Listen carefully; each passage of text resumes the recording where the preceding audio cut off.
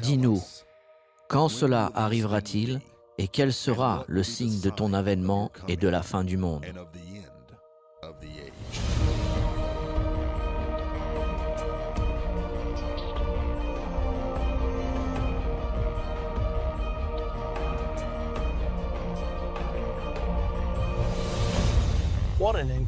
Quel sujet important nous avons aujourd'hui?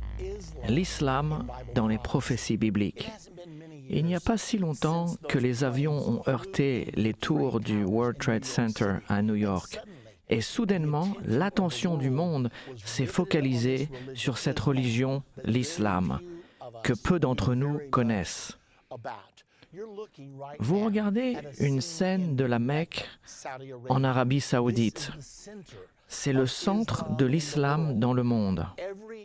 Chaque musulman, une fois dans sa vie, essaye de faire un pèlerinage à la Mecque pour visiter le cœur du pays de Mohammed, le prophète qui a écrit le Coran, qui est le livre saint de la religion islamique. Est-ce que cette grande religion peut être totalement absente des prophéties bibliques? Nous allons découvrir aujourd'hui que ce n'est pas le cas. L'islam est dans votre Bible et nous allons en parler. Le mot islam signifie soumission. Un musulman est un adepte à la religion de l'islam. Il est dit qu'il y a entre 1,3 et 1,8 milliard de musulmans dans le monde aujourd'hui. Et nous allons vous donner la preuve absolue que Dieu a prophétisé au sujet de l'islam 600 ans avant que l'islam n'existe, aussi incroyable que cela puisse paraître. En réalité, la prophétie nous est bien connue. Il s'agit des 4 cavaliers de l'Apocalypse. Des livres ont été écrits au sujet de ces 4 cavaliers. Des films ont été faits à leur sujet et néanmoins, beaucoup de gens ne comprennent pas le sens de cette prophétie des 4 cavaliers. Je crois qu'aujourd'hui, chacun d'entre nous, nous allons être stupéfiés de ce que nous allons apprendre. Le livre de l'Apocalypse est structuré en 3 groupes de 7. Il y a 7 sceaux, 7 trompettes et 7 coupes. Les 4 cavaliers sont les 4 premiers sceaux des 7 sceaux, et nous trouvons cette prophétie dans le livre de l'Apocalypse au chapitre 6. Regardons ce qui nous est dit au verset 1. « Je regardais quand l'agneau ouvrit un des sceaux. » Maintenant voici un point important. L'agneau, Jésus-Christ, l'agneau de Dieu, est celui qui ouvre les sceaux. Et Jean nous dit, « J'ai vu l'agneau ouvrir des sceaux, le premier. J'ai entendu comme d'une voix de tonnerre une des 4 bêtes. » Ces bêtes étaient des chérubins d'après Ézéchiel. Une des bêtes disait, « Viens, je regardais, et voici parut un cheval blanc. » Nous allons donc apprendre que ces couleurs sont très importantes. Faites-y donc attention. Chaque cheval est d'une couleur différente. Et voici parut un cheval blanc. Celui qui le montait avait un arc, une couronne lui fut donnée, et il partit en vainqueur pour vaincre. Regardons le deuxième cheval au verset 3. Quand il ouvrit le deuxième sceau, j'entendis le deuxième être vivant qui disait « Viens !» Et il sortit un autre cheval roux.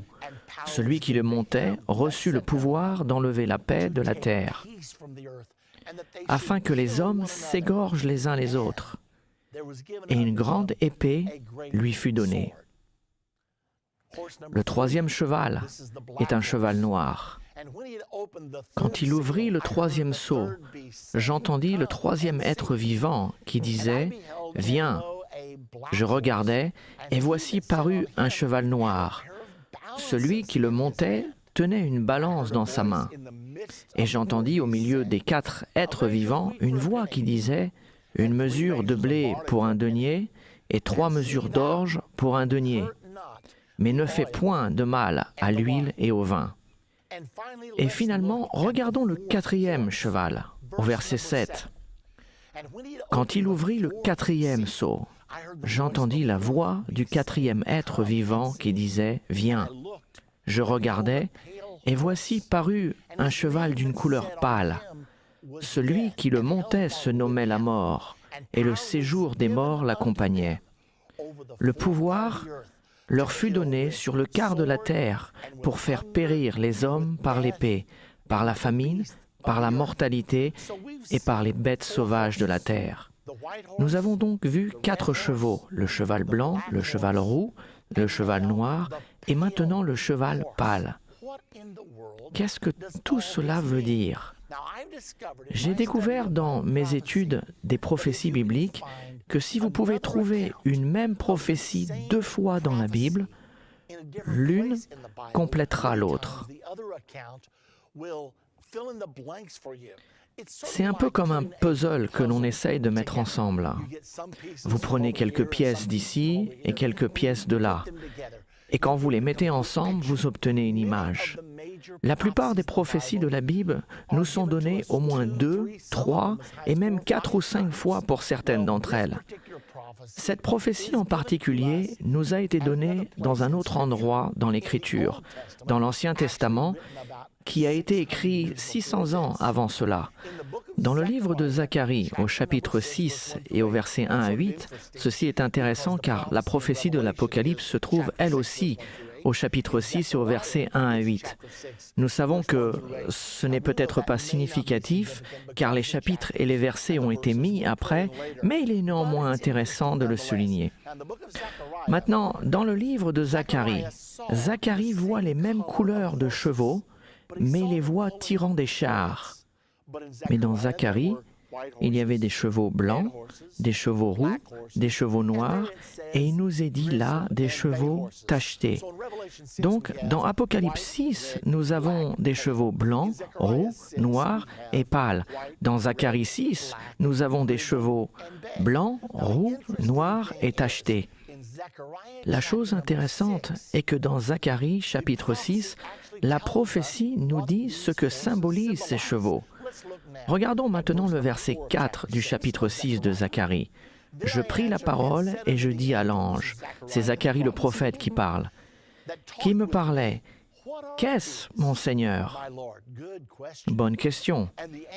L'ange me répondit, « Ce sont les 4 vents des cieux qui sortent du lieu où se tenait devant le Seigneur de toute la terre. » D'accord. Ces 4 cavaliers sont 4 esprits. Qu'est-ce que cela signifie? Est-ce que cela nous indique quelque chose? Est-ce que cela nous aide en quoi que ce soit? Je me suis demandé s'il y avait un esprit dans le monde aujourd'hui qui pourrait être l'esprit roux ou rouge. Et cela m'est venu à l'esprit.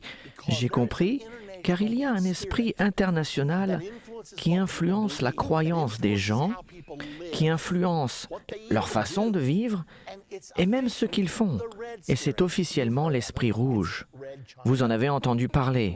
L'esprit rouge, la Chine rouge, la Russie rouge, la Roumanie rouge, c'est le communisme. La couleur officielle du communisme est rouge. Pouvons-nous dire que c'est un esprit qui contamine le psychisme des gens, que cela détermine ce qu'ils pensent, quelles sont leurs valeurs, ce qu'ils aiment et pour quelles raisons ils se battent? Le communisme est un grand mouvement, c'est un système de croyances. Ce que nous allons apprendre, c'est que chacun de ces 4 cavaliers représente un système de croyances dans le monde. Et cela est si exact que ça m'a étonné. Et je pense que cela va vous étonner aussi. Continuons à regarder les autres indices donnés dans l'Apocalypse au chapitre 6 au sujet du cheval roux. Il est dit qu'il reçut le pouvoir d'enlever la paix de la terre. Le communisme a-t-il enlevé la paix de la terre? Oui. Depuis le début, depuis la première révolution communiste, la révolution bolchevique, l'Union soviétique a-t-elle pris la paix de la terre en 1917? Absolument. C'était une révolution horrible. Et cela a continué avec la révolution chinoise, quand les communistes ont envahi la Chine en 1949, puis la Corée, le Vietnam et le Congo. Partout où les communistes ont pris le pouvoir, ça a été par la révolution. Ils ont donc le pouvoir d'enlever la paix de la terre. Mais ensuite, il continue et dit « afin que les hommes s'égorgent les uns les autres ». Qu'est-ce que cela signifie? Non seulement ils combattent leurs ennemis, mais il y a aussi beaucoup de combats dans le monde communiste. Par exemple, Staline a tué 20 millions de Russes pendant son règne dans l'Union soviétique. 20 millions. Puis après, quand les Chinois ont été envahis par les communistes en 1949, de ce moment-là jusqu'à aujourd'hui, que s'est-il passé? Tout juste 60 années. Pouvez-vous imaginer que 60 millions de Chinois ont été tués pendant la révolution culturelle? Oui, ils se sont bien entretués.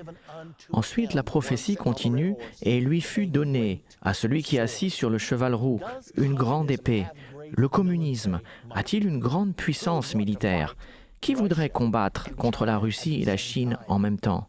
Non, merci. Voyez-vous ce que je suis en train de vous dire? La couleur est bonne. Le drapeau de l'Union soviétique, le drapeau rouge avec la faucille et le marteau superposé.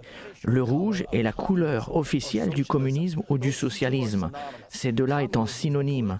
Le communisme est l'idéologie politique, le socialisme est le système économique, et tous deux marchent main dans la main. Et le Dieu Tout-Puissant a dit que l'un des systèmes de croyance qui dominerait dans la fin des temps serait la puissance rouge, la puissance du communisme. Avec cette explication, regardons le cheval suivant, le cheval noir. Appelons-le l'esprit noir. Et y a-t-il un autre système de croyance ou un autre esprit dans le monde aujourd'hui, ou peut-être même un équivalent au communisme? Bien effectivement, il y en a un, car pendant toute la guerre froide durant les 60 dernières années, nous avons été dans un conflit entre le capitalisme et le communisme. Regardons le cavalier du cheval noir. A-t-il une épée? Non, il a une balance. Que signifie la balance? Commerce et affaires, n'est-ce pas? C'est ça qui fait avancer le capitalisme. C'est la libre entreprise. C'est tout l'esprit qui motive le capitalisme. Et dans Apocalypse 6.6, nous lisons « Une mesure de blé pour un denier et 3 mesures d'orge pour un denier, mais ne fait point de mal à l'huile et au vin. » Qu'est-ce que cela veut dire? Cela ressemble presque à un bilan boursier prophétique, n'est-ce pas? Le Dow Jones industriel est si élevé ou si bas. Souvenez-vous quand Bill Clinton était candidat à la présidence en 1992. Il y avait un autocollant sur les voitures qui disait « C'est l'économie, imbécile ». George Bush père a eu une cote de confiance de 90% un an avant cela, mais il a finalement perdu l'élection parce que l'économie est descendue. Dans un pays capitaliste, tout tourne autour de l'économie. Les gens votent en fonction de leur portefeuille dans un pays capitaliste. Donc quand il est dit de ne pas faire de mal à l'huile et au vin, cela signifie que vous pouvez presque tout faire et être réélu. Mais si vous touchez à l'économie, les gens du pays capitaliste vous sortiront. Y a-t-il d'autres preuves que le capitalisme est l'esprit noir? Alors que je suivais les élections en Allemagne en 1966, et la raison pour laquelle je le faisais, c'était que l'Allemagne a été la plaque tournante de l'histoire européenne durant les 1000 dernières années. La plupart des empereurs du Saint-Empire romain venaient de l'Allemagne, alors j'étais intéressé de voir ce qui se passait au cœur de l'Europe. Tandis que je suivais les élections, il y avait 2 partis importants impliqués. Il y avait un parti socialiste, les sociaux-démocrates, et il y avait un parti capitaliste, les chrétiens-démocrates. L'élection avait été très contestée au moment des votes. Aucun n'avait la majorité. Tous deux avaient environ 40%. Mais il y avait un petit parti appelé le Parti libéral-démocrate, le PLD, qui avait obtenu environ 7% des votes. Donc, nous les voyons tenir la balance de la puissance, et ni les chrétiens-démocrates ni les sociaux-démocrates ne pouvaient mettre un gouvernement en place sans la formation d'une coalition avec le PLD. Le PLD en était ravi et exigeait donc un énorme pouvoir de décision dans le gouvernement, même s'il n'apportait que 7% des votes. Après 30 jours de négociations, les chrétiens démocrates et les sociaux-démocrates sont devenus quelque peu désillusionnés avec le PLD et ont décidé ensemble de faire quelque chose de différent. Ils ont décidé de former ce qui a été appelé la Grande Coalition. Laissons de côté le PLD. Et puisque les chrétiens démocrates avaient plus de voix que les sociaux-démocrates ont dit « nous prendrons la place de vice-chancelier et vous aurez celle de chancelier. Nous avancerons ainsi et mettrons notre gouvernement ensemble afin d'avoir un gouvernement majoritaire. » Eh bien, le magazine Time a rendu compte de ceci et il vous est nécessaire de le voir. C'est absolument surnaturel, c'est prophétique. Voici ce qu'ils ont dit au sujet des élections. Une grande coalition des deux grandes parties, les chrétiens démocrates et les sociaux-démocrates, qui se sont opposés farouchement pendant des années, une union du noir et du rouge, un mariage de convenance, néanmoins un rapprochement stupéfiait. J'avais étudié ces chevaux et avais pensé que le cheval noir pouvait être le capitalisme, mais je n'avais aucune preuve. Et c'était là, dans le magazine d'information le plus répandu de l'Amérique. Et ils utilisaient le noir comme symbole du capitalisme, tout comme ils utilisaient le rouge comme le symbole du communisme ou du socialisme. Et c'est alors que j'ai compris pour la première fois que le noir est la couleur officielle du capitalisme, tout comme le rouge est la couleur officielle du communisme et du socialisme.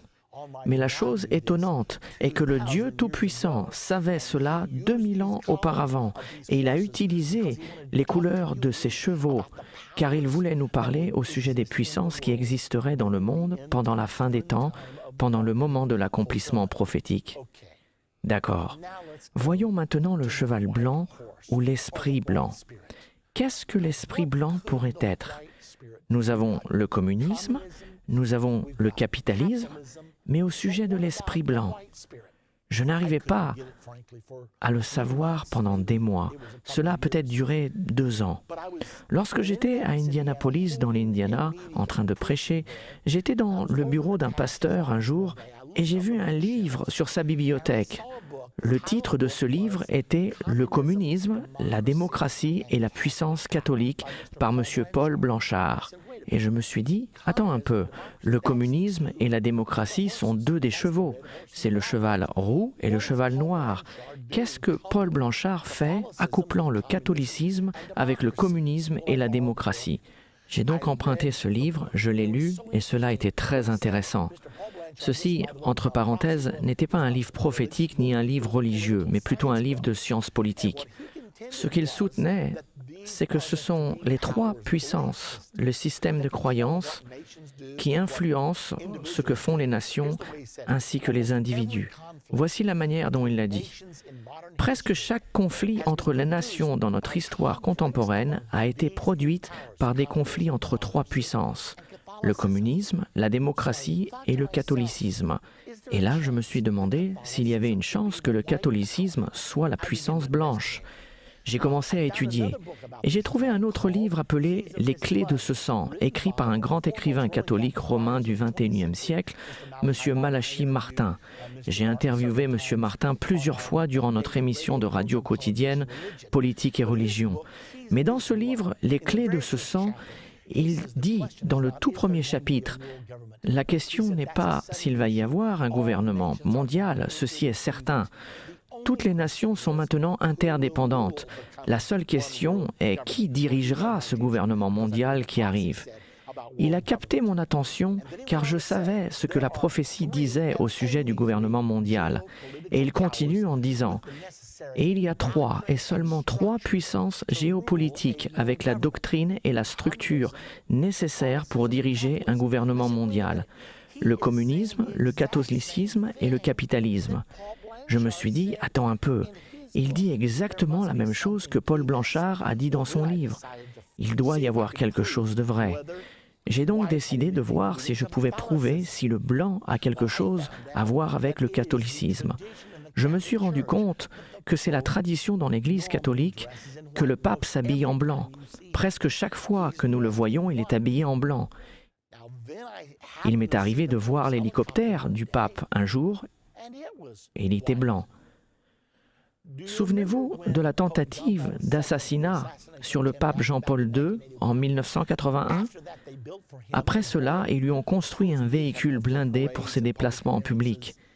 Ils l'ont appelé la Papamobile. Sa couleur, le blanc. J'ai ensuite appris que la compagnie Alitalia pourvoit pour le pape un avion pour ses déplacements au travers du monde. La couleur de cet avion, le blanc. J'ai une question pour vous. Si le pape avait un cheval, de quelle couleur serait-il? Je pense que la réponse est évidente. Il serait blanc. Donc, je regardais ces principaux systèmes de croyance. Qu'est-ce que la prophétie dans Apocalypse 6 nous révèle au sujet du cavalier sur le cheval blanc? Il a un arc, mais il ne tire pas de flèches. Il est armé, mais pas de munitions traditionnelles comme les puissances politiques de ce monde. Il est armé, mais il ne tire pas. Et ensuite, il est dit, une couronne lui fut donnée. Vous savez, le pape n'a jamais porté de couronne avant l'an 960. Je pense que le pape Grégoire était le premier à porter une couronne. C'était une couronne de 3 rangs de diadèmes qu'il portait. Nous avons toujours cette couronne au musée du Vatican. Ainsi, chaque élément de la prophétie coïncide. Regardons-les. Résumons ce que nous avons appris jusqu'ici. Nous avons vu un cheval blanc, un cheval roux, un cheval noir et un cheval pâle. Nous avons parlé des 3 premiers et il est stupéfiant de voir ce que nous avons appris. Nous avons appris que ces mêmes puissances géopolitiques qui sont mentionnées par Paul Blanchard dans son livre et celles de Malachi Martin dans son livre, que ces 3 puissances portent les couleurs blanc, rouge et noir. Nous avons aussi appris que la prophétie nous a été donnée 2 fois, une fois dans Zacharie 6, 1 à 8, et une autre fois dans Apocalypse 6, 1 à 8, et les mêmes couleurs de chevaux sont utilisées. De plus, cela nous montre que le cheval blanc est le catholicisme, le système de croyance du catholicisme qui est l'un des plus grands systèmes de croyance dans le monde. Le cheval roux est le communisme, l'un des plus grands systèmes de croyance dans ce monde, et le cheval noir est le capitalisme, l'un des plus grands systèmes de croyance du monde. Si cela est vrai, alors ces sceaux ont déjà été ouverts depuis longtemps. Certains pensent que ces sceaux ne seront ouverts que pendant les 7 dernières années. Mais si c'est le cas, ce que nous venons de dire n'est pas vrai. En fait, nous savons que le catholicisme est devenu la religion officielle en l'an 300. Et nous savons que Karl Marx a écrit son manifeste communiste dans les années 1850. Nous savons également que depuis peu, le capitalisme a été une force puissante. Qu'avons-nous donc appris de tout ceci? Nous avons appris dans le livre de l'Apocalypse que les sceaux sont de longues histoires et nous allons apprendre qu'ils se terminent à la bataille d'Armageddon lorsque les royaumes de ce monde deviennent les royaumes de notre Seigneur Jésus-Christ. Les 7 trompettes sont de courtes histoires qui se terminent aussi à la bataille d'Armageddon. Puis les coupes sont de très courtes histoires qui se terminent également à la bataille d'Armageddon. Une des choses qui va être vitale alors que nous continuons cette étude est que le gouvernement mondial de l'Antéchrist est décrit dans Apocalypse 17 et ce gouvernement est peint en rouge. Qu'est-ce que cela nous dit? Cela nous indique que le gouvernement mondial de la fin des temps, celui de l'Antichrist, va être socialiste ou communiste. Eh bien, nous voyons peu à peu cela arriver. Récemment, le magazine Newsweek a dit « Nous sommes tous maintenant des socialistes ». Il y a plusieurs articles écrits en ce moment au sujet de la mort du capitalisme, de la mort de la libre entreprise et que nous nous dirigeons vers une société socialiste mondiale. Dans la prochaine partie de Comprendre la fin des temps, nous allons regarder sur le dernier cheval, le cheval pâle. Et dans cette partie, nous allons vous donner la preuve absolue que l'islam est dans la Bible. Nous avons dû parler du cheval blanc, du cheval roux, du cheval noir, afin que nous puissions comprendre que Dieu parlait des systèmes de croyance. Mais quand nous arriverons dans notre prochaine partie, nous allons voir la signification du cheval pâle, et cela va vous étonner. La prophétie que nous allons voir dans notre prochaine partie va nous donner la preuve absolue que la puissance qui a soudainement attiré l'attention du monde, qui menace d'envahir toute l'Europe d'ici l'an 2030 ou 2040, et que nous sortons fortement arriver en Amérique, c'est l'islam. Qu'est-ce que l'islam et qu'est-ce que la Bible prophétise à son sujet? C'est la question la plus importante, car les prophéties dans la Bible s'accomplissent toujours dans les moindres détails. Ainsi, dans notre prochaine partie, nous allons apprendre ce que représente le cheval pâle. Nous allons apprendre la place de l'islam dans les prophéties bibliques et aussi à quoi s'attendre dans un futur proche, car c'est ça qui nous intéresse vraiment. Dans la dernière partie de Comprendre la fin des temps, nous avons appris que les 4 cavaliers du livre de l'Apocalypse représentent des esprits. Zacharie, chapitre 6, au verset 5, nous dit que ces 4 chevaux sont 4 esprits qui se répandront sur toute la terre. Nous avons appris que l'esprit rouge, c'est le communisme, que l'esprit noir, c'est le capitalisme, et que l'esprit blanc, c'est le catholicisme. Dans cette partie, nous découvrirons l'identité du 4e cheval de l'Apocalypse ainsi que son cavalier. Regardons-le maintenant, dans Apocalypse 6 au verset 7. « Quand il ouvrit le 4e sceau, j'entendis la voix du 4e être vivant qui disait « Viens ». Je regardais, et voici parut un cheval d'une couleur pâle. Celui qui le montait se nommait la mort, et le séjour des morts l'accompagnait. Le pouvoir leur fut donné sur le quart de la terre pour faire périr les hommes par l'épée, par la famine, par la mortalité et par les bêtes sauvages de la terre. Je n'oublierai jamais le moment où j'ai essayé de comprendre ce dernier cheval. Pendant un moment, je n'y arrivais pas. J'ai finalement abandonné et je me suis dit, il nous est dit que c'est la mort, je vais donc enseigner que c'est la mort et que l'enfer la suit. Et plus vite une personne meurt, le moins de chance elle a pour être sauvée et le plus de chance elle a d'aller en enfer. Et j'en ai finalement conclu ainsi.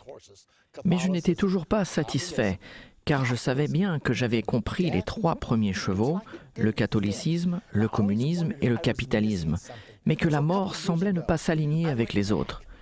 Je me demandais s'il ne manquait pas quelque chose. Ainsi, il y a quelques années, je l'ai regardé une fois de plus.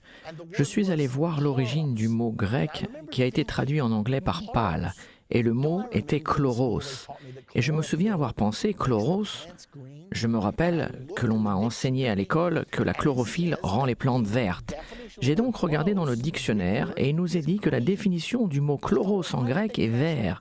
Je me suis donc demandé pourquoi l'ont-ils traduit par « pâle ».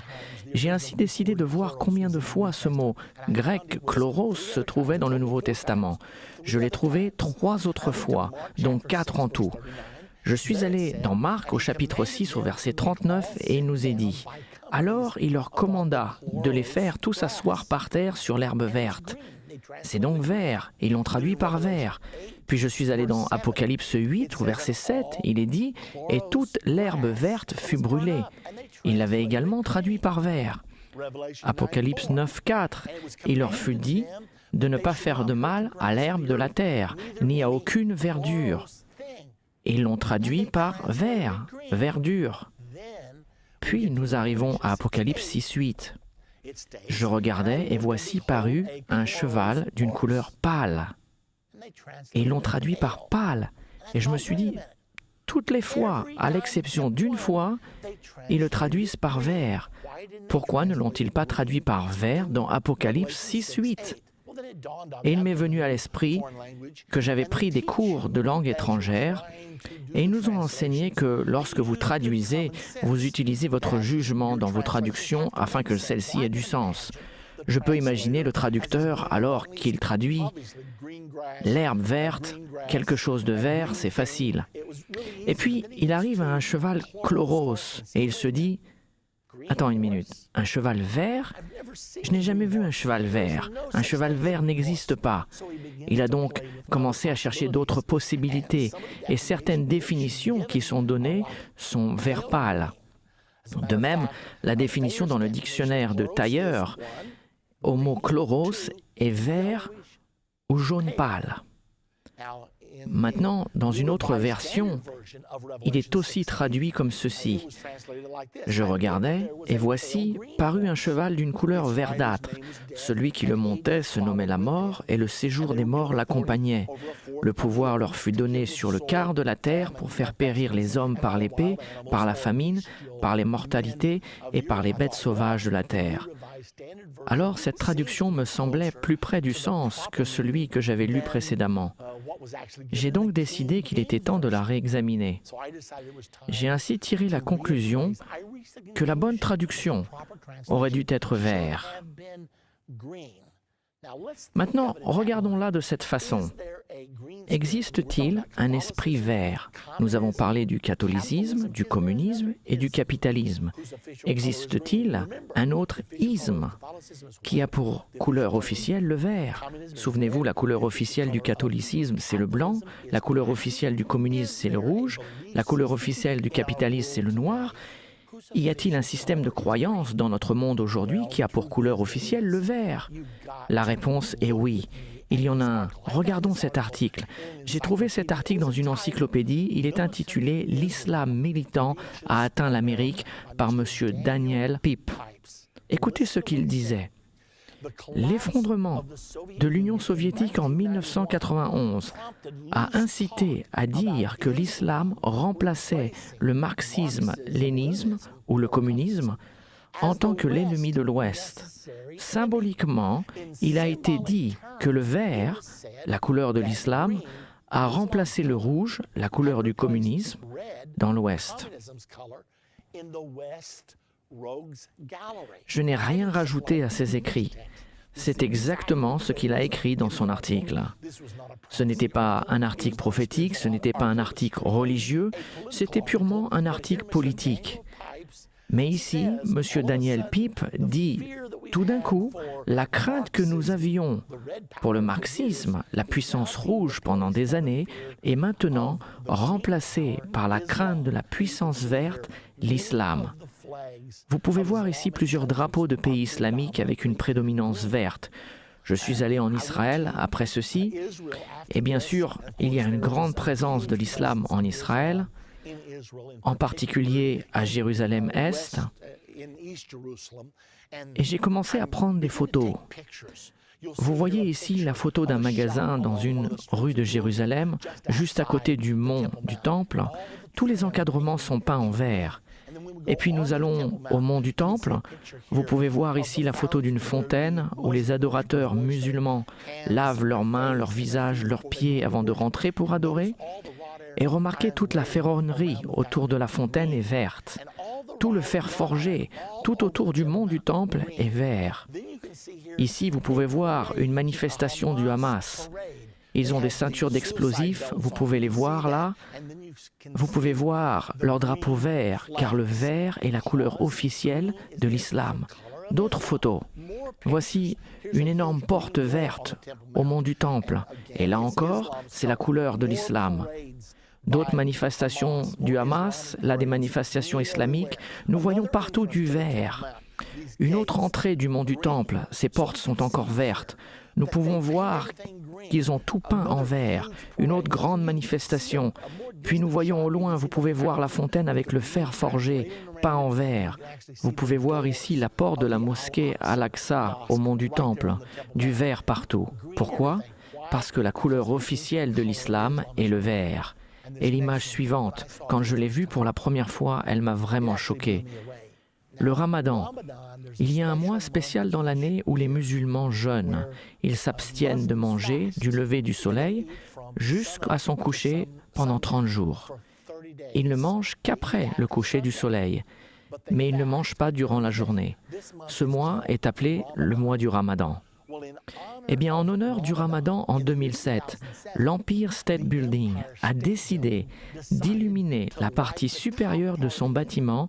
De quelle couleur? De la couleur de l'islam, le vert. Et ils ont officiellement dit qu'ils faisaient cela en respect pour l'islam. Apparemment, les propriétaires de l'Empire State Building ont dû voir la chute des tours jumelles à New York et ont décidé de dire « Hé, Islam, nous vous aimons, nous sommes vos amis, ne nous détruisez pas. » Donc, qu'apprenons-nous ici? Nous apprenons qu'il y a un autre système de croyance, l'islamisme, c'est le mot qui est utilisé. Nous avons donc le catholicisme, le communisme, le capitalisme et l'islamisme. Que dit de plus la prophétie au sujet du cheval verdâtre? Il nous est dit que son cavalier sur le dos de ce cheval était la mort. Comme un kamikaze? Combien de kamikazes avons-nous eu durant ces 10 dernières années? 500? 1000? Nous avons tous arrêté de compter. Si vous deviez deviner la religion des kamikazes, lorsqu'ils font parler d'eux, quelle serait cette religion? La réponse est évidente, car chaque kamikaze dont j'ai entendu parler était musulman. L'humoriste au Danemark a créé une fureur quand il a dessiné une caricature de Mohammed avec un turban autour de sa tête et une mèche allumée, signifiant que les kamikazes sont devenus une marque de fabrique de l'islam. Les musulmans ont été très offensés par cela. Ils n'étaient pas offensés par la bombe ou la mèche, mais ils étaient offensés car ils ne tolèrent aucune effigie de Mohammed. Ils ont donc brûlé des églises, tuant 15 ou 20 personnes, pour prouver à quel point leur religion est paisible. Quelqu'un doit dire la vérité à ce sujet, n'est-ce pas? Et voilà ce qui se passe. Ce sont des faits. Allez les lire de vous-même. Vous pouvez voir ici une femme kamikaze. Elle a une bombe autour de sa taille. Son visage est voilé à l'exception de ses yeux, car la mort, la religion de l'islam, est une culture mortuaire. L'islam glorifie la mort. Ils enseignent leurs enfants, dès l'âge de 2 ans, que la plus grande chose qu'ils puissent faire dans leur vie est de devenir un martyr pour Allah, un martyr pour l'islam. Et en échange de se martyriser, les jeunes ont des promesses d'accès au paradis ainsi que l'attention de 72 ravissantes vierges aux yeux noirs. Je n'invente rien, vous pouvez le lire n'importe où, tout le monde sait cela. J'ai ici la déclaration de l'une des mères d'un des kamikazes. Écoutez ce qu'elle dit au sujet de son fils qui est devenu un martyr. Il a fait sauter quelques juifs, puis s'est tué. Écoutez ce qu'elle dit à son sujet. Il a toujours rêvé du shahada, être martyr. C'était son premier et dernier but dans la vie. Je lui ai dit, « Mon fils, nous voulons tous être des shahids. » Il m'a dit, « Dans le monde entier, je ne vois personne avec qui me marier. Il n'y a aucune fille dans ce monde avec qui j'aimerais me marier. Je veux me marier avec les vierges aux yeux noirs du paradis. » Je me suis dit, si cela sont ses pensées, je lui souhaite donc shahada, d'être martyr. Gloire à Allah. Je suis fier. L'honneur m'appartient. J'ai un fils qui est un shahid ou un martyr. Et non seulement mon fils est un shahid, mais tous les shahids sont mes enfants. Gloire à Allah. L'honneur m'appartient, la fierté m'appartient. Maintenant, si vous pensez que cela est une exception, je suis sûr que vous avez dû lire le témoignage d'un kamikaze avant d'accomplir sa mission. Ils produisent une vidéo pour leur famille disant « J'espère que vous serez fiers de moi. Je suis si fier d'être un martyr pour Allah. » Puis, après le fait, vous verrez les parents danser et faire des bruits de réjouissance devant leur vidéo, tellement ils en sont fiers. Nous regardons cela d'une perspective occidentale et nous nous disons à quel point ces pensées sont-elles tordues. Mais les musulmans sont enseignés que la seule façon d'être sûr de leur salut est de devenir un martyr pour Allah. Même Yasser Arafat, dans sa vie, a dit « J'espère un jour être un martyr pour Allah ». C'est la culture de la mort. Le cavalier sur le cheval verdâtre, son nom est la mort. Je vous ai déjà dit que ces jeunes kamikazes sont enseignés que s'ils commettent un suicide pour la cause d'Allah, ils iront directement au paradis. Cependant, c'est tout le contraire de ce que la Bible nous enseigne.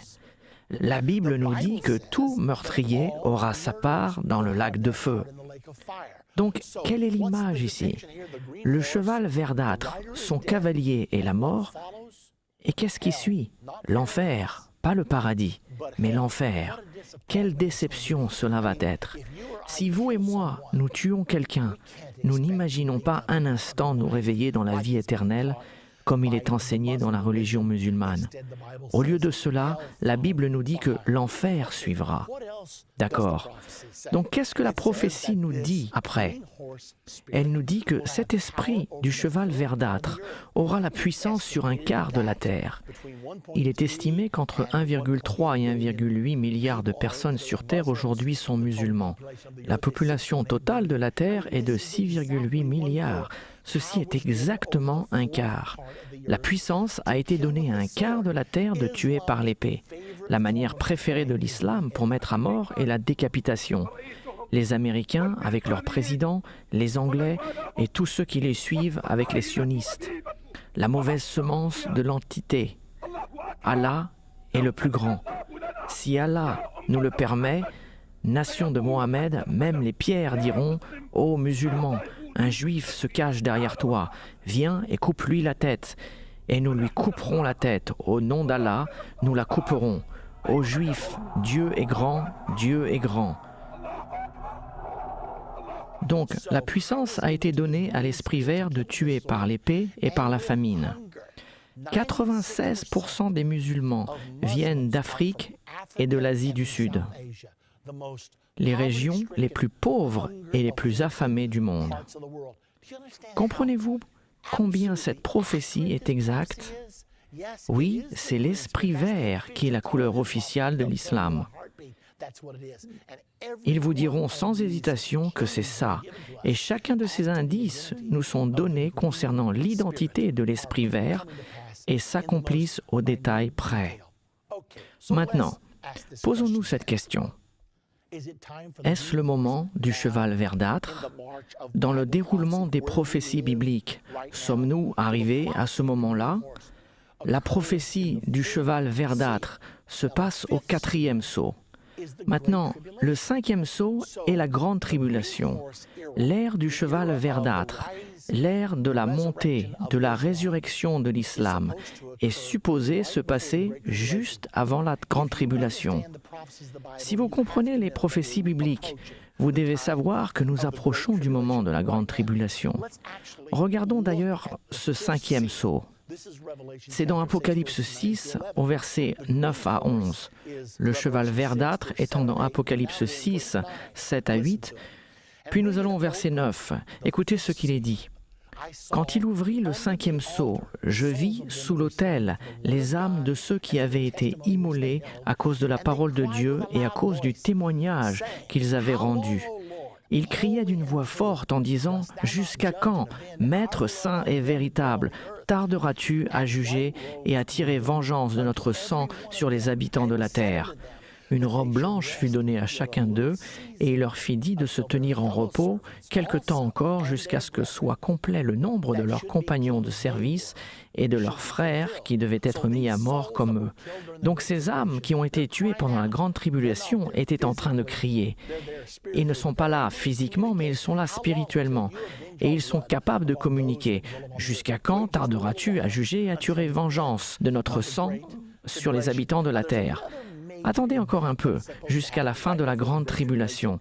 Maintenant, il y a un autre événement majeur qui est supposé se passer juste avant la grande tribulation. Cela a aussi un rapport avec l'islam. Dans Apocalypse 9, au verset 13 à 18, nous parle d'une guerre qui tuera un tiers de la race humaine. Cette guerre commencera de la région de l'Euphrate.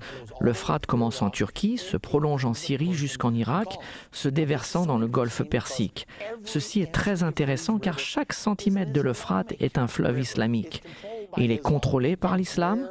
Et où est-ce que les combats prennent-ils place aujourd'hui? Les États-Unis d'Amérique ont 145 000 soldats postés le long de l'Euphrate.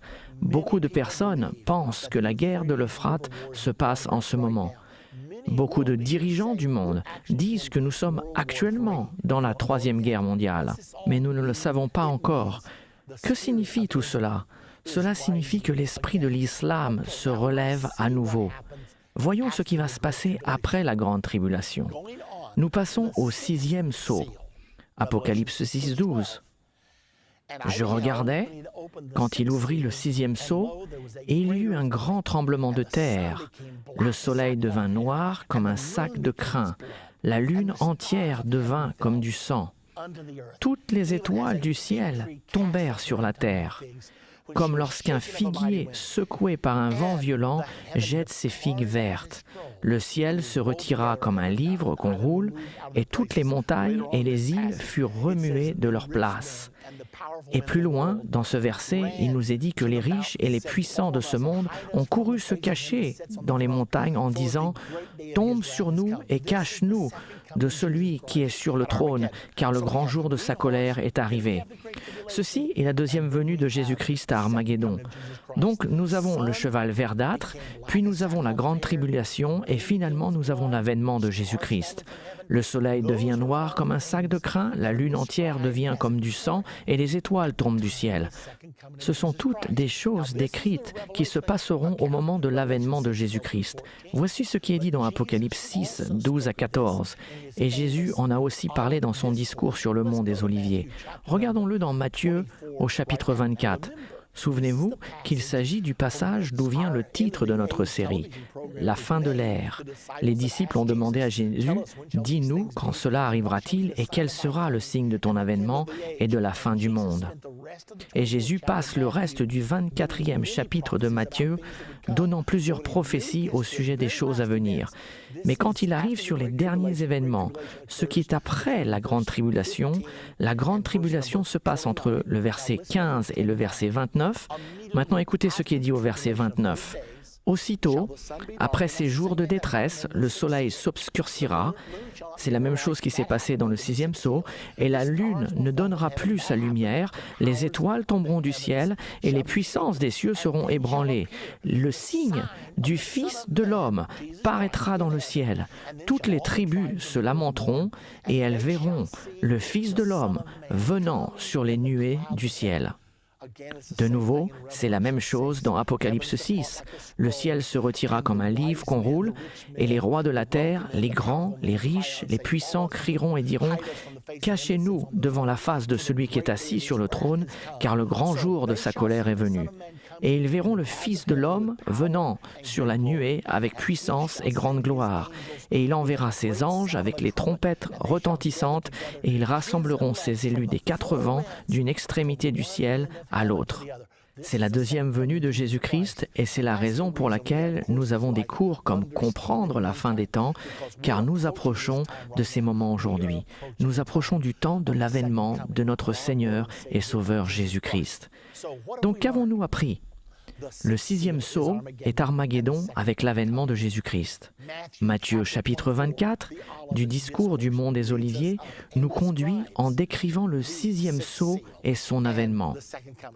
Souvenez-vous ce qu'il est dit. Aussitôt après les jours de la tribulation, le soleil s'obscurcira, la lune ne donnera plus sa lumière, les étoiles tomberont du ciel. Alors le signe du Fils de l'homme paraîtra dans le ciel et il enverra ses anges pour rassembler ses élus. D'accord. Qu'est-ce que cela signifie donc pour vous et moi? Laissez-moi vous en parler car c'est là où nous sommes en ce moment. Vous et moi, nous vivons dans la fin des temps. Alors que faire? Courons-nous nous réfugier dans l'Utah, dans un abri nucléaire, ou bien cherchons-nous à trouver un endroit pour nous protéger? Est-ce que cela doit être l'état d'esprit dans lequel nous vivons aujourd'hui? Eh bien, Daniel 11, 32-33 prophétise les temps dans lesquels vous et moi nous vivons en ce moment. Et il nous dit « Il séduira par des flatteries les traîtres de l'Alliance. » Il, l'Antichrist, ce dictateur mondial qui gouvernera durant la grande tribulation. Il dit qu'il séduira par des flatteries. Cela va être facile d'être corrompu par des compromis et des flatteries. Mais que fera le vrai peuple de Dieu? Mais ceux qui connaissent leur Dieu. Je ne parle pas de chrétiens de nom, je ne parle pas de chrétiens tièdes, je parle des gens marchant sincèrement avec Dieu, les gens qui connaissent leur Dieu.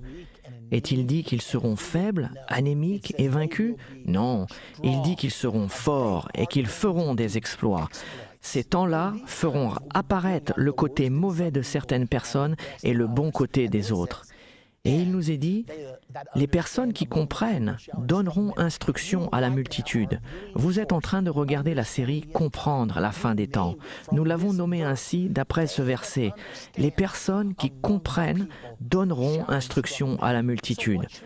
Alors, que devons-nous faire maintenant? Devons-nous laisser l'esprit de compromis et de tiédeur de cette ère nous emporter? Absolument pas. C'est l'heure pour vous et moi de renouveler notre engagement à Jésus-Christ. Nous n'avons pas besoin de chrétiens sans enthousiasme aujourd'hui.